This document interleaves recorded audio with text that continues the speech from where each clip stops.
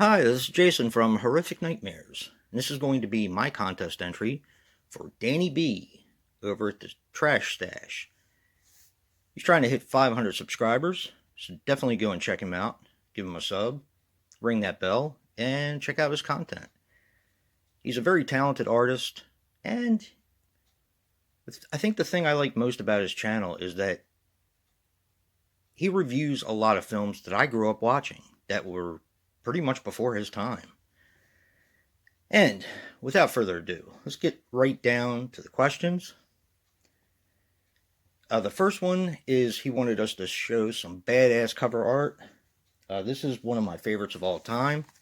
Not the slipcover, but Squirm is just amazing, and it's one of my favorites of all time. I've shown this before, but I love the original cover for Squirm. It's neat, it's disgusting, and it's really cool. So yeah. Question number 2 is favorite 1940s movie. Now, it doesn't have to be horror, but I am going to stick with the horror genre, of course. And we're going to go with Dead of Night.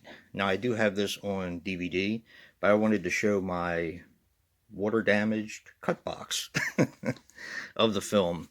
I love this movie. I actually found this in a thrift store, but the tape is perfectly fine. Old Thorn EMI tape. And this is a brilliant anthology. Yeah. Love Dead of Night. It definitely made my top 20. And, yeah, 1945, I believe. Dead of Night. Okay, question number 3 is underrated vigilante movie. Now, this is one of the things that Danny kind of specializes in. There have been many vigilante movies made over the years, but when you hear vigilante, if you're a comic book reader, the first thing that comes to mind is The Punisher. If you are a movie watcher, the first thing that comes to mind is probably Death Wish. Now, my favorite of all time is a tough one. What I tried to do on my channel is I try to turn people on to movies that they wouldn't necessarily normally watch.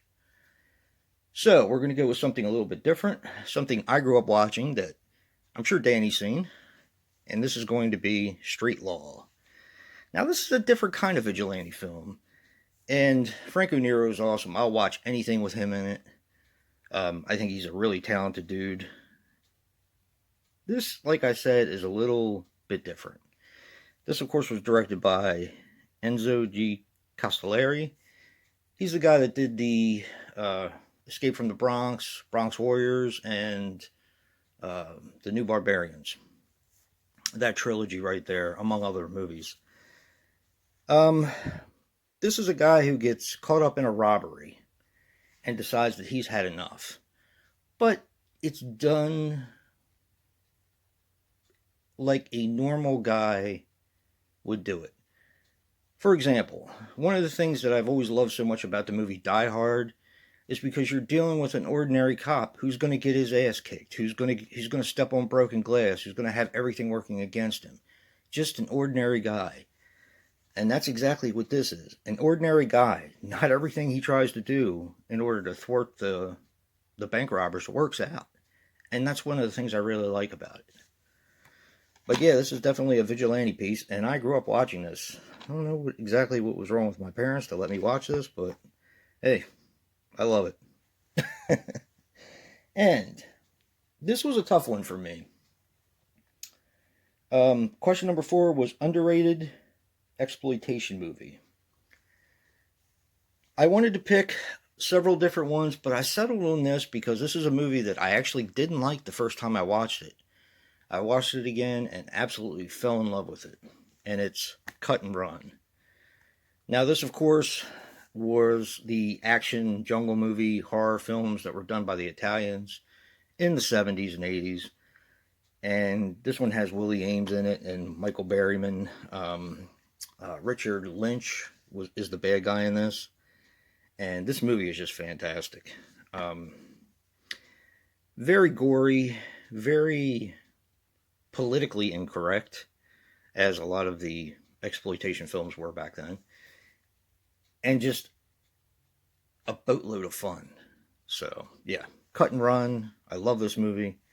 I was going to do Eaten Alive, but decided against it because that's like my favorite jungle exploitation film, jungle cannibal film.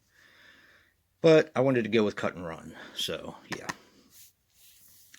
Everybody check out Danny B. He has an awesome channel. You may not know every movie that he's talking about. I know a lot of them, but I've picked up on a lot of films just from his recommendation alone.